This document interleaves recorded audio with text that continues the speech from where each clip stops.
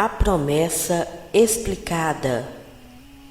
Palestra realizada em 26 de junho de 1970. Neville Goddard. A Bíblia conta a história de uma promessa, de um sonho que existia há 2000 anos apenas na imaginação de Israel. E quando seu sonho se tornou realidade, Israel não conheceu sua própria colheita e rejeitou sua própria colheita. Negou, pois eles estavam procurando por isso de uma maneira totalmente diferente. Essa é realmente a essência da Bíblia. Uma promessa feita ao homem, e então o homem a acreditou. Foi para Abraão, e Abraão creu em Deus, e isso lhe foi imputado como justiça. Então, ele teve fé para sustentá-lo e passá-lo para as gerações, e todos eles acreditaram e mantiveram apenas em sua imaginação por 2000 anos o sonho. Então, o sonho irrompeu dentro de um indivíduo, dentro de Israel, e ele contou a história, mas eles não acreditaram. Agora nos voltamos para a história. É um velho de 100 anos e sua esposa de 90 anos, e é dito que tinha deixado de estar com ela como as mulheres.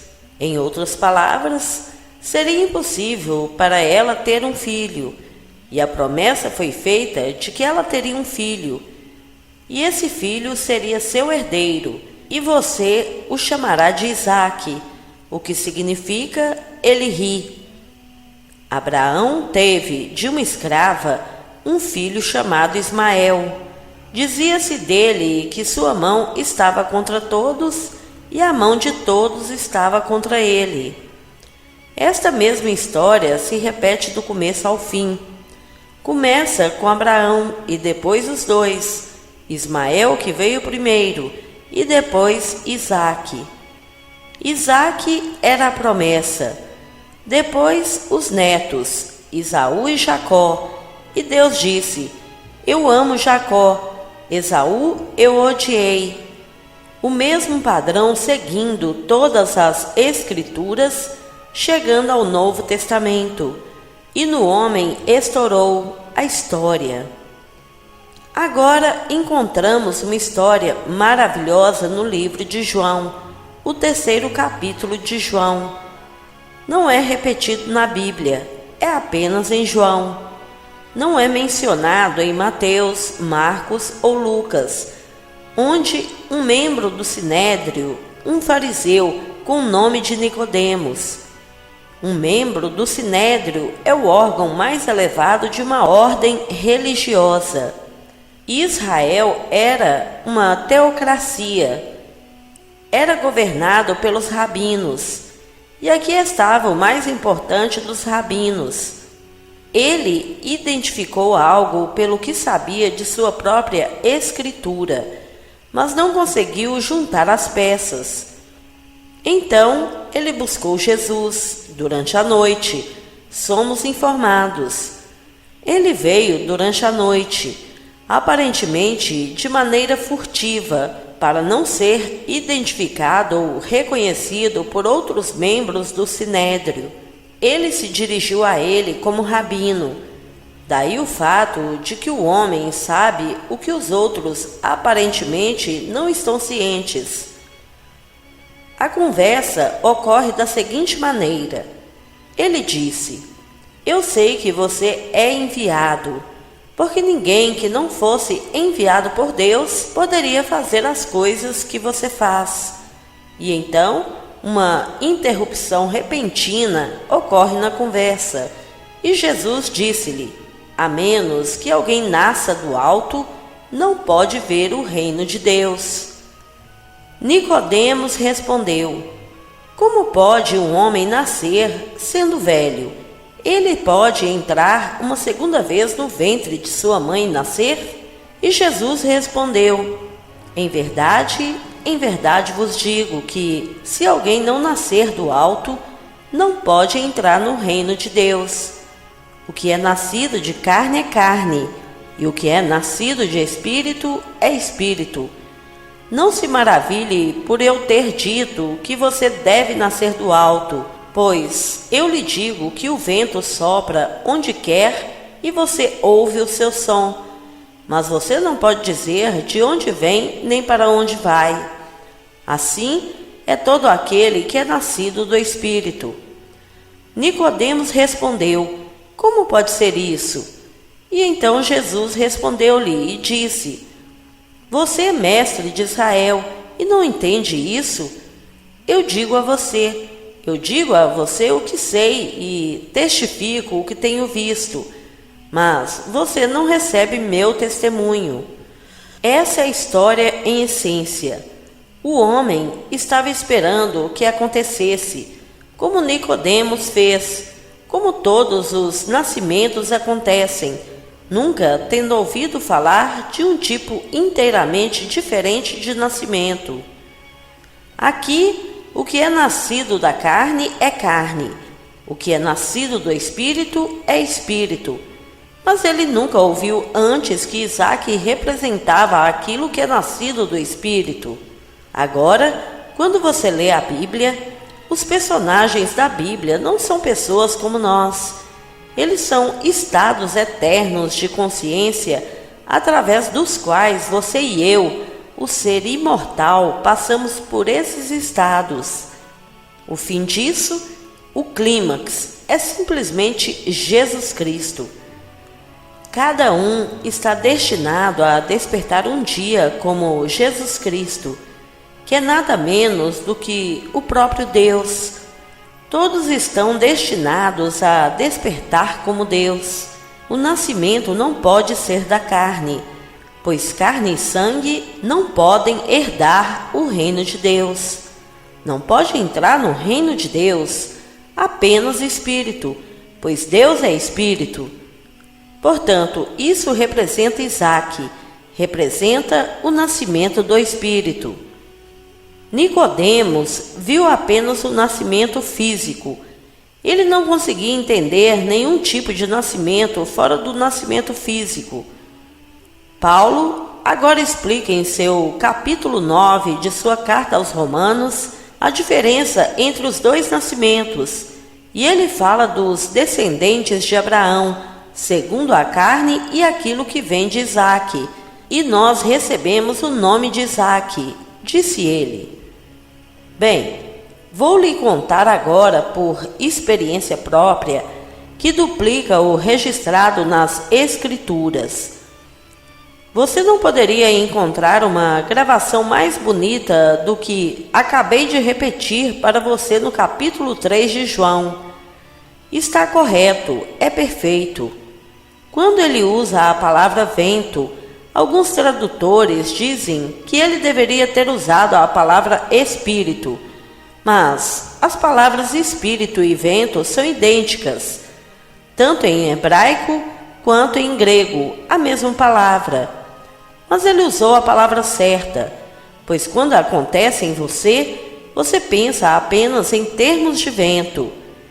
Quando você nasce do alto e a criança é colocada em suas mãos, esta criança maravilhosa realmente ri. Você a pega, olha em seu rosto e diz de maneira mais cativante: como está, minha querida? Este sorriso celestial aparece em seu rosto, mas você ouve um vento. É um vento sobrenatural que não posso descrever por nada conhecido pelos meus sentidos físicos. E ainda assim, eu ouvi através, aparentemente, dos sentidos, pois ouvi o vento. Eu ouvi isso vindo de dentro de mim e aparentemente vindo de fora. Portanto, quando alguém nasce do alto, é o momento que ele é ressuscitado do túmulo. Essa coisa toda está morta, tão morta quanto pode estar, mas nós a animamos, porque estamos nela. Nós somos o sonhador nele, sonhando e mantendo vivo o sonho. a promessa que é feita. Peço que não o rejeite.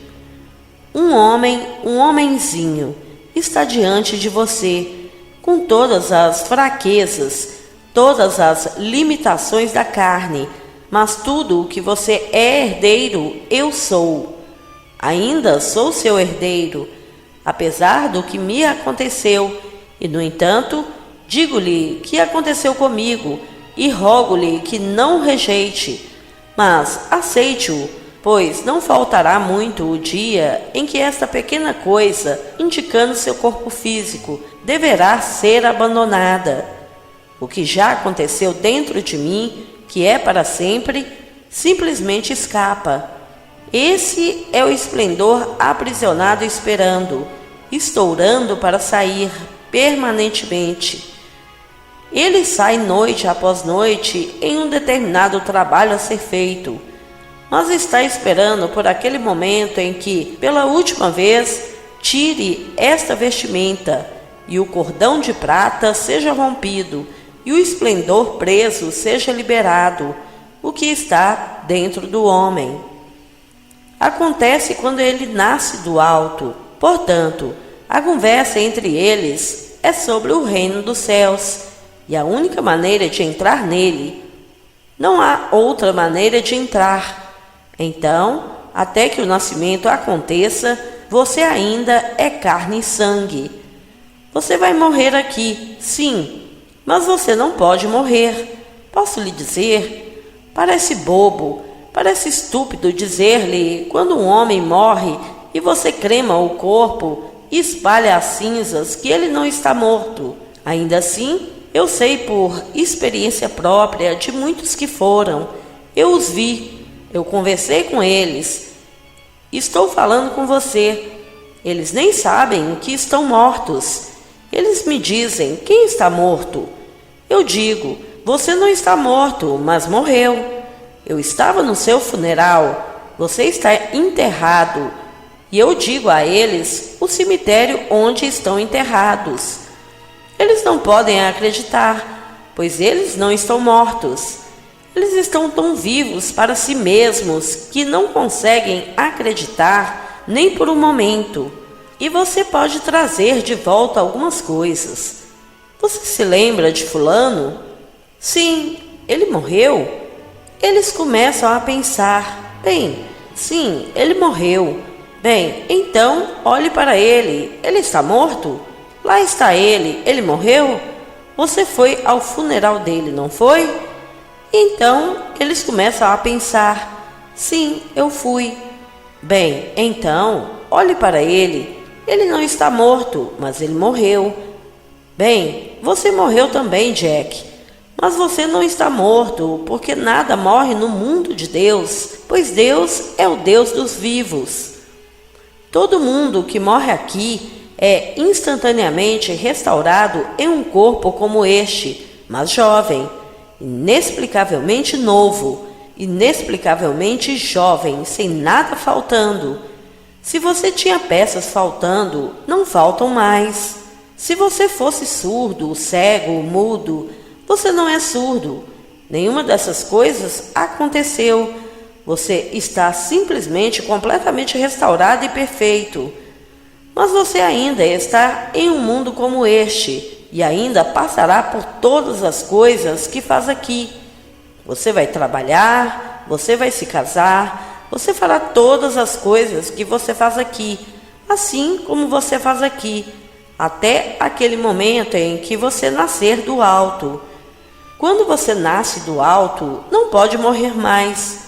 Isso ficou para trás, como te disse no capítulo 20 do livro de Lucas, quando eles fizeram a pergunta: diga-me, na ressurreição, de quem será essa mulher? Porque ela se casou com 7 irmãos. E ele disse aos que o questionaram, porque todos eles eram grandes cientistas. Naqueles dias, eles falavam do fariseu e do saduceu, e o saduceu era o que hoje chamaríamos de cientista, o agnóstico ou mesmo o ateu. Ele não vai acreditar na sobrevivência porque nada poderia convencê-lo de que o corpo não era a realidade, que algo poderia escapar deste corpo. Então, eles fizeram a pergunta: na ressurreição, de quem ela será esposa? Pois ela se casou com 7.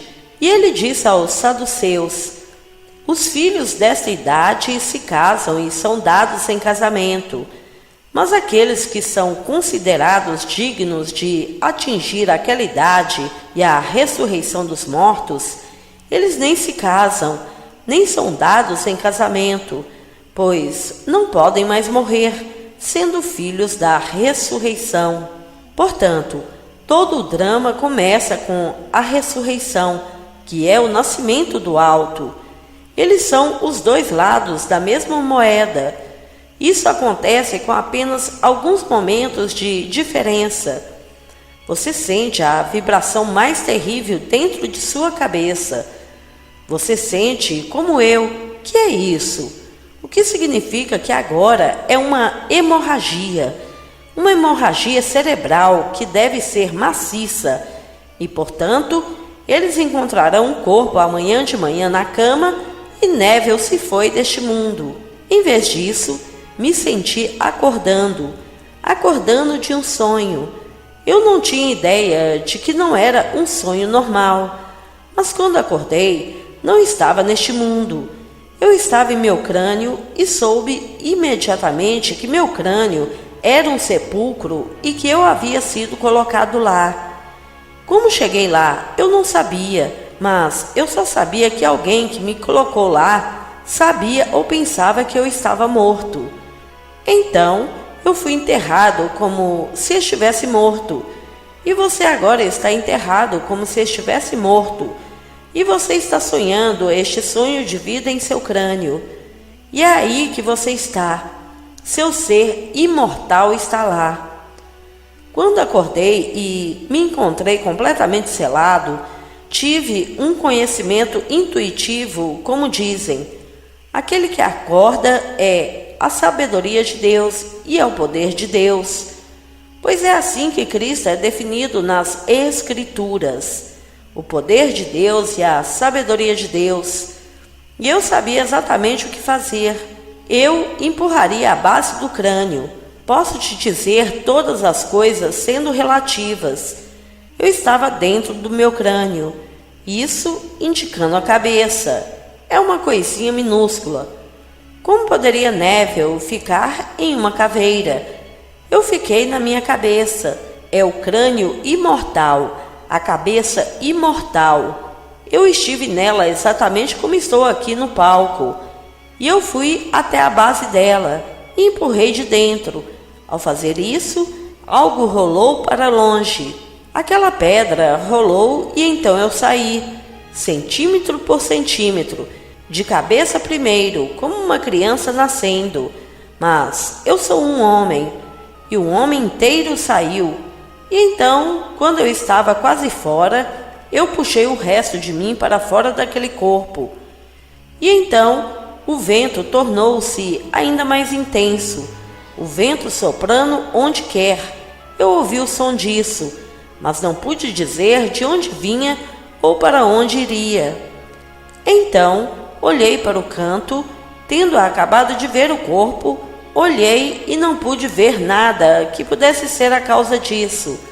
Mas, ainda assim, se intensificou como um enorme furacão. Eu olhei de volta para o corpo e ele havia sumido. Então, as 3 testemunhas, como nos disse no livro do Gênesis. Elas então se colocam diante. Você não as viu se aproximando. Elas se colocaram diante de Abraão, a quem a promessa foi feita. Agora estou fazendo o papel de Abraão, pois aqui a promessa é feita. E essas 3 testemunhas enviadas de Deus, e uma não é apenas o porta-voz de Deus, é o próprio Deus. Quando ele olha para cima, ele não os vê se aproximando. Lá estão eles. Eu olhei e não vi esses 3 homens se aproximando. Lá eles se sentaram onde estava o corpo e estão discutindo. E nas Escrituras, sempre que a visão se transforma em som, em fala, a presença de Davi é garantida. Eles começaram a conversar, discutindo sobre o vento. E então um fica completamente perturbado e caminha na mesma direção de onde pensei que o vento tinha vindo. Ele dá 2 passos e vê o bebê, o sinal. Conforme nos diz a Escritura, a criança é apenas um sinal do nascimento de Deus. Ele anuncia o pai da criança. Eles questionam seu direito. Eles dizem: como posso, me chamando pelo nome, ter um bebê?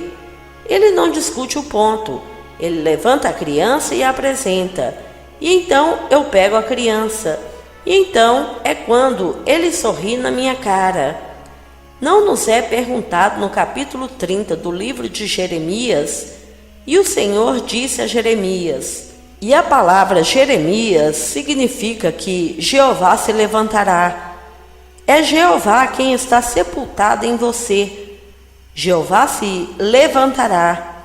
E então Jeová fala ao seu profeta, cujo nome, como acabei de definir para você, Jeová se levantará. Pode um homem ter um filho? Obviamente a resposta é não. E então o Senhor fala: por que então vejo todo homem com as mãos saindo de si mesmo como uma mulher em trabalho de parto? Porque todos os rostos ficaram pálidos. É assim que acontece. O rosto está terrivelmente pálido, como quem está praticamente morto, só que se move, porque a cabeça se move, como quem está se recuperando de uma grande provação. Mas aqui você extrai o seu eu de si mesmo, exatamente como lhe é dito. Mas o Velho Testamento é um esboço, é uma previsão de uma forma não totalmente conclusiva ou imediatamente evidente. A coisa toda é esboçada. Uma leitura não conseguiu ler o esboço. É como um esboço. Mas quando realmente acontece em alguém, como a realidade cúbica, e ele reinterpreta a Escritura, levando você do esboço para a realidade dela, eles não aceitariam, eles não podiam acreditar. Agora, a Bíblia começa com a auto-revelação de Deus. Ele disse a Moisés, e este é o Senhor falando: falo ao meu servo Moisés. Eu apareci a Abraão, a Isaque e a Jacó como o Deus Todo-Poderoso, mas pelo meu nome, o Senhor, não me dei a conhecer a eles. A palavra traduzida como Senhor é Yod-Ri-Val-Ri, que significa eu sou. É a Moisés que ele revela a sua identidade íntima, que é eu sou. Mas Moisés disse: quando eles me perguntarem qual é o seu nome, o que devo dizer? Diga que eu sou me enviou a você. Ele não revelou essa intimidade aos 3 estados chamados Abraão, Isaque e Jacó. Eles o viram puramente como poder, puro poder que era um poder destrutivo, como um relâmpago, como um trovão, como um terremoto. Eles viram isto apenas como poder. Agora ele entra na revelação mais íntima de si mesmo em alguém chamado Moisés. E lá ele se revela como eu sou. É um relacionamento íntimo. Você diz eu sou, mas a palavra Moisés significa um para nascer. Assim nos é dito na história. Moisés não teve permissão de entrar na terra prometida, porque ela ainda não havia nascido. A revelação de Deus veio a este ponto de um relacionamento íntimo, de uma presença sendo sentida, que era eu sou, mas algo mais tinha que nascer. Portanto, somos informados de que ele não teve permissão para entrar na terra prometida, mas um chamado Josué foi para a terra prometida.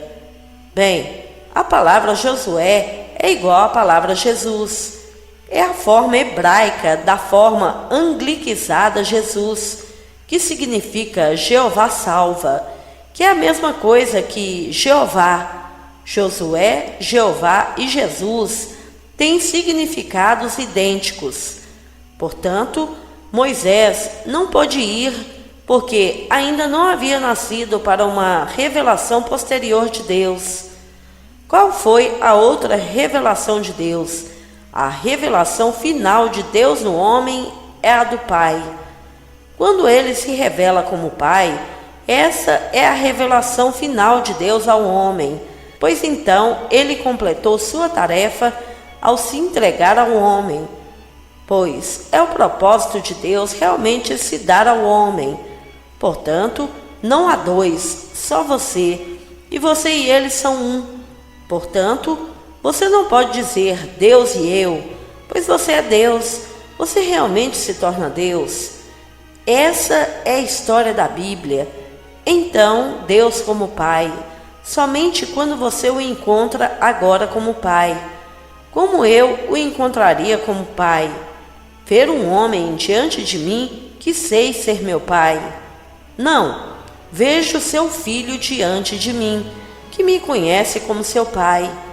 Então, quando eu encontro o Filho unigênito de Deus diante de mim, e ele nem mesmo tem que me chamar de Pai, eu sei que ele é meu Filho, e ele sabe que eu sou seu Pai, mas ele me chama de Pai, ele me chama de seu Senhor, e eu sei que sou seu Pai.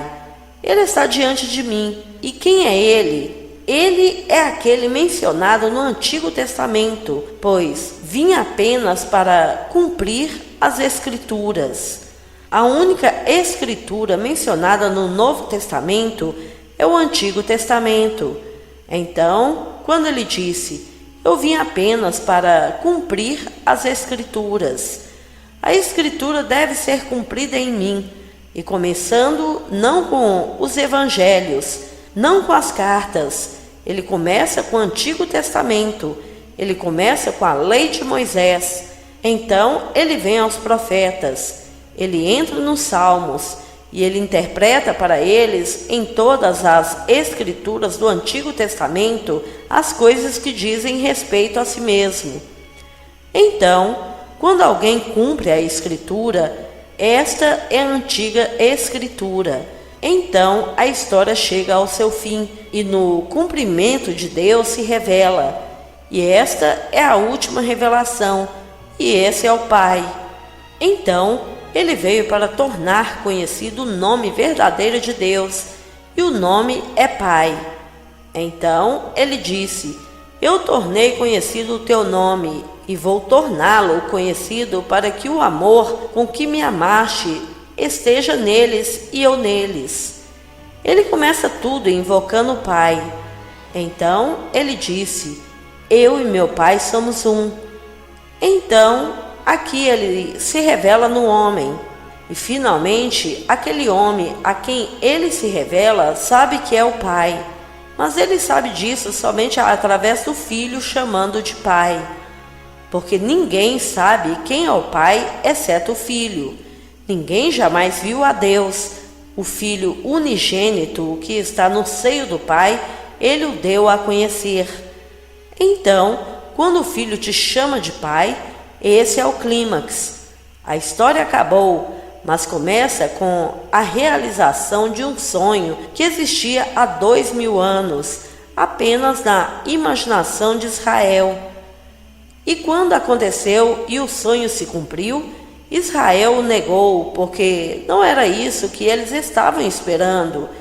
Eles não podiam ver nenhum nascimento, exceto um nascimento normal e natural da carne. E aquele em quem aconteceu explicou a Escritura para eles e reinterpretou a Escritura à luz de sua própria experiência. Então, quando ele explicou a coisa toda, então ele simplesmente pegou a lei, os profetas, os salmos, E ele pegou todas as passagens e reinterpretou tudo o que eles disseram, para mostrar que tudo era sobre ele mesmo.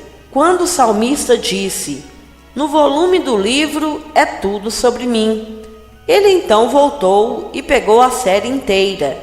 E então, página após página, ele explicou a eles: "A coisa toda é sobre vocês, porque é Deus em você que deve surgir.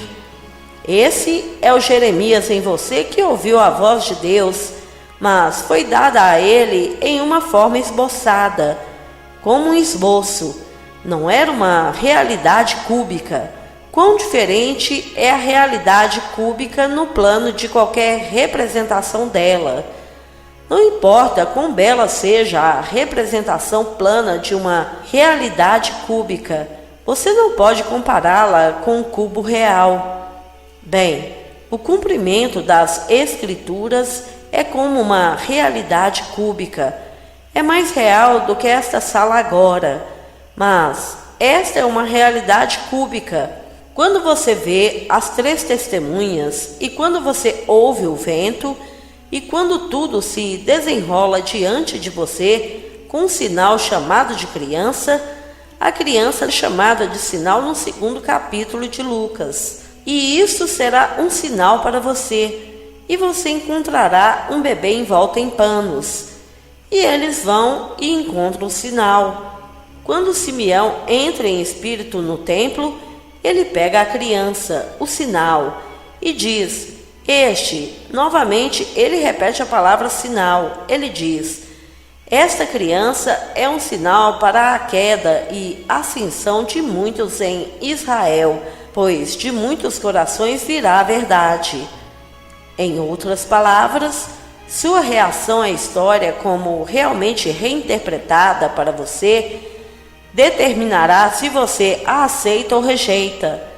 Peço-lhe que aceite, pois num futuro, espero, não muito distante, mas ninguém sabe aquele momento em que isso acontecerá no indivíduo. Ninguém sabe, exceto o Pai em você, pois é o Pai em você se revelando. Quando ele finalmente se desvela no final, você é o Pai.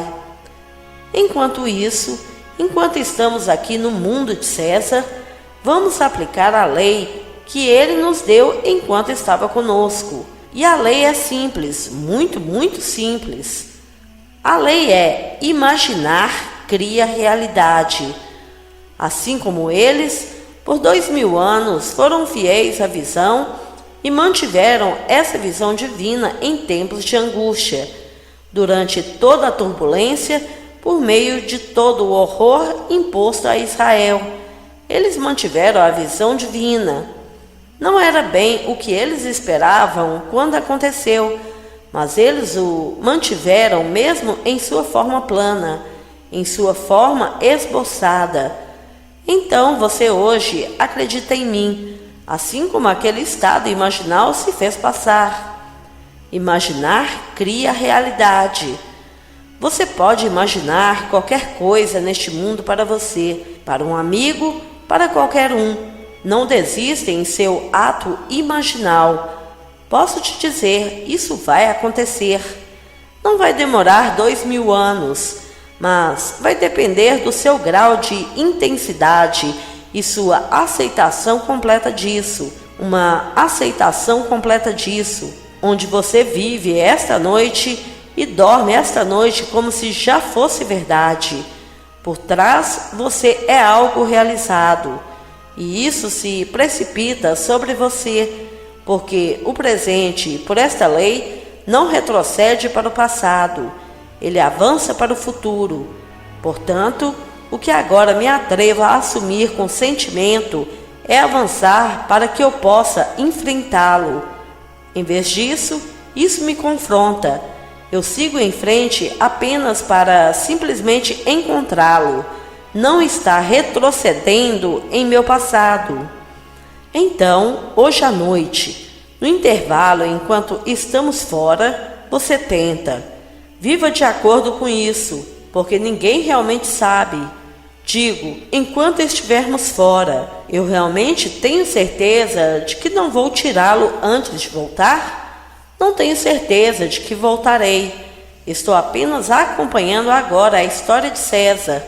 Então, assinei meu contrato para estar de volta. Mas tenho alguma garantia real de que estarei aqui novamente? Eu não tenho nenhum, absolutamente nenhum. Pode ser no presente imediato que ele diz: você fez e acabou, e você deixou para trás o que eu disse que você faria. Mas não tenho garantia, certeza real de que voltarei, mas segui os passos de César para ter este lugar sob contrato. Caso eu voltasse para assumir meu papel e continuar ensinando, pois não quero fazer nada além de ensinar a lei, como fui enviado para ensiná-la, e para ensinar a promessa, como fui enviado para ensiná-la, pois em 1929 fui enviado para ensiná-lo. Eu não comecei até 1938, mas fui enviado em 1929. Parecia quase que uma preparação precedeu aquele momento de coragem para subir ao palco e contá-la. E então cresceu e cresceu, até que finalmente em 1959, então todo o drama do Evangelho se desdobrou dentro de mim em uma série de experiências de primeira pessoa, singular, no tempo presente. Então, eu peço a você esta noite para acreditar em mim. Eu não a ampliei, eu não exagerei. Eu disse a você exatamente como aconteceu comigo. É idêntico à história contada nas Escrituras. E, portanto, quando usam essas palavras que são confusas para os estudiosos, sei por experiência própria que não poderiam usar palavra melhor do que a palavra vento. Eles não podiam usar a palavra melhor para sair de si mesmos. A palavra é keoletz em hebraico. É mal traduzido como lombos. Um homem com as mãos em seus lombos, com uma mulher em trabalho de parto. Não tem nada a ver com lombos. Em primeiro lugar, não vem dessa área do corpo, sai do crânio. Tome a palavra hebraica e ignore a tradução para lombos. Procure você mesmo no dicionário hebraico e verá que significa pegar suas próprias mãos e tirar o eu de si mesmo. Isso é o que a palavra significa, porque eles não colocaram isso, porque para os estudiosos não fazia sentido, e eles querem que tudo faça sentido. Este não é um livro racional. Na verdade, muitas vezes a verdade é o oposto do que geralmente se crê, especialmente a verdade bíblica. Mas a verdade bíblica não pode ser provada logicamente, pois o homem insiste em uma declaração lógica e racional a respeito de cada declaração da Escritura, mas isso não pode ser feito. Então, o Senhor faz a pergunta: um homem pode ter um filho? O homem diria: não, não pode ser feito. Só uma mulher pode ter um filho. Então, Nicodemos foi pego na mesma teia. Então ele perguntou: você, um mestre de Israel, não entende isso? E você se atreve a ensinar a Israel a história da palavra de Deus? E você acha que deve agora, de todos os homens, mais uma vez entrar no ventre de sua mãe e nascer de novo, para nascer do alto? Não, você nasceu literalmente do alto, é de cima, é do crânio. Portanto, nas Escrituras, a verdade é física, mas as palavras são figurativas. Então você diz: nasceu, é um nascimento. Você sai como uma criança saindo do útero de uma mulher, apenas o útero. Neste caso, é o seu próprio crânio. E você se empurra para fora e se solta, centímetro a centímetro, assim que a criança sai centímetro a centímetro do útero. Mas há uma diferença. A criança não ajuda a si mesma puxando-se para fora. Neste caso, você puxa para fora, como a palavra keolet significa. E então, se alguém ignorasse as traduções dos estudiosos e obtivesse uma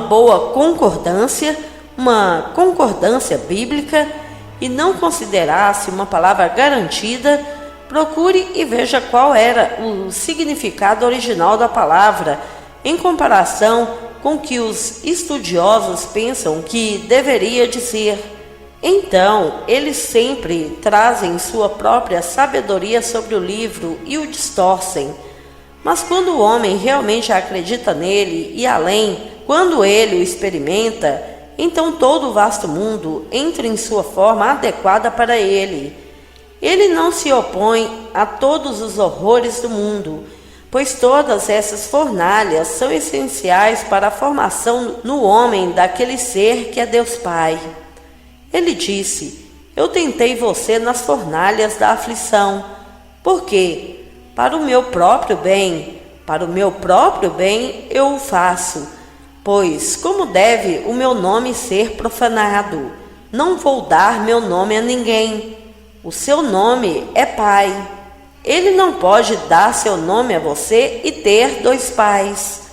Só pode haver um Pai. Portanto, para torná-lo um com ele mesmo, ele o molda através das fornalhas da aflição. E clamamos, mas, como disse Paulo, não considero os sofrimentos do tempo presente realmente importantes em comparação com a glória que há de ser revelada em nós. Portanto, existem sofrimentos? Sim, ele sofreu. Todos sofremos. Quem neste mundo não sofreu? Não precisa ser um sofrimento físico, mas você sofre quando alguém deixa o mundo que você ama. Você sofre de mil maneiras, mas todos nós sofremos fisicamente também, ou escondemos isso dos outros e compartilhamos com outros. Eles têm o suficiente de seus próprios fardos. Então, você não compartilha seus próprios sofrimentos físicos com eles. Todos nós, em algum momento, sofremos fisicamente, e certamente sofremos. Se vivermos o suficiente emocionalmente quando nos despedimos daqueles que amamos e não podemos estender a mão e colocá-los, então você sofre lá também, até que a visão se abra e você saiba que ela não se foi. Eles não foram a lugar nenhum. Eles estão em um mundo terrestre exatamente como este, sobre os negócios de seu Pai. E o Pai neles está fazendo o trabalho. Então, posso te dizer, não deixe ninguém te assustar. Não deixe ninguém assustar você. Você não pode falhar, porque o Pai iria falhar e ele não vai falhar. Como planejei, assim será. Como eu propus, assim será. Minha vontade não retrocederá até que eu execute e realize as intenções de minha mente. Nos últimos dias, você entenderá isso perfeitamente. Então, aquele que começou uma boa obra em você, ele o completará na revelação de Jesus Cristo em você, como você. Então, ninguém pode falhar. O personagem mais horrível do mundo não vai falhar. Por fim, ele será transformado à semelhança de Deus Pai, como Deus Pai, e só há um filho que ele tem, e esse filho é Davi, que estará diante de você, e você reconhecerá Davi como seu filho. Portanto, deixe-os todos especular sobre todos os tipos de filhos. Há apenas um filho, e o Senhor Jesus é o próprio Deus Pai, e o filho é Davi. Mas você aprende a discriminar ao ler a história. Na posição de enviado, ele se sente, ou melhor, explica ser algo menos do que ele mesmo, o remetente. Mas ele ainda sabe que eu e o remetente somos um. O remetente e o enviado são um. Mas, na qualidade de enviado, pareça inferior a meu eu, o remetente, mas apenas quanto ao ofício de enviado.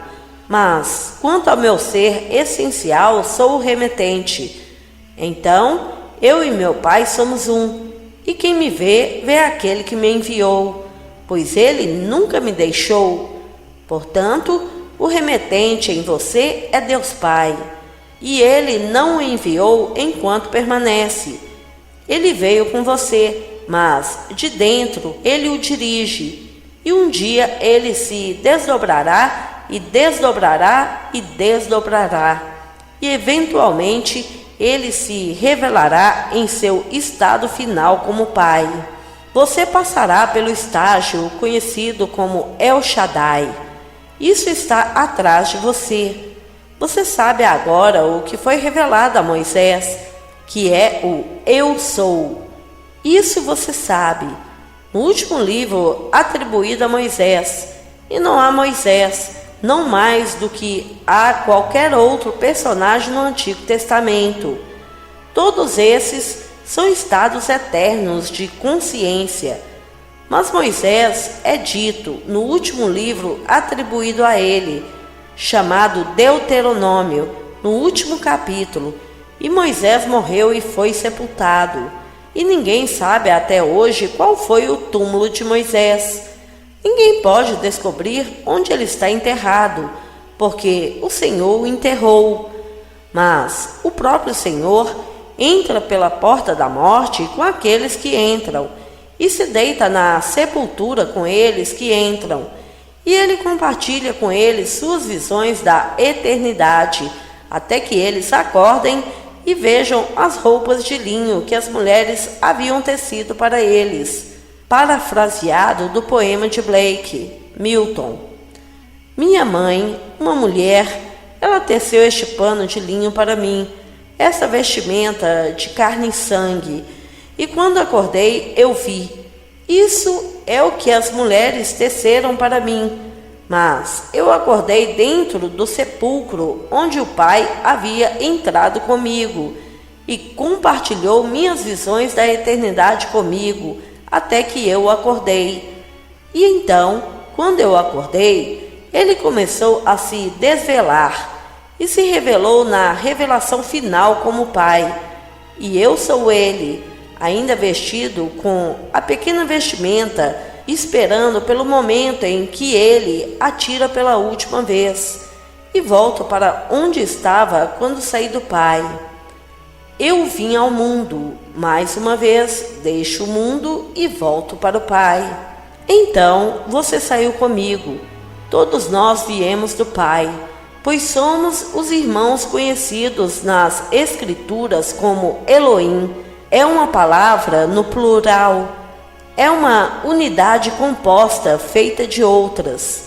Nós somos os deuses mencionados no Salmo 82.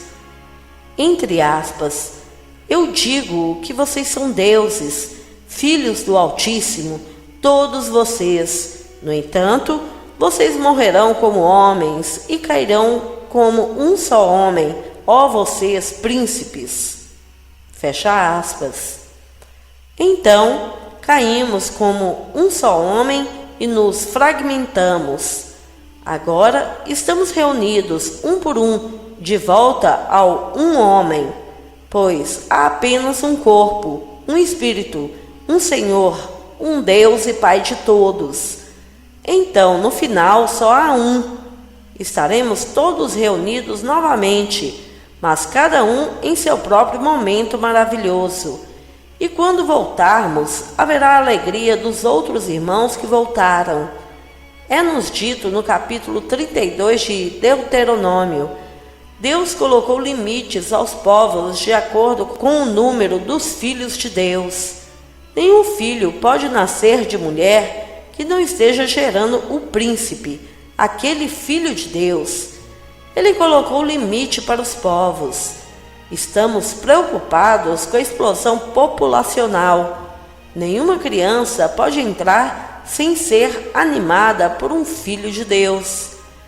Temos todo o poder, toda a sabedoria, toda a inteligência para alimentar e vestir o mundo inteiro, multiplicado muitas vezes.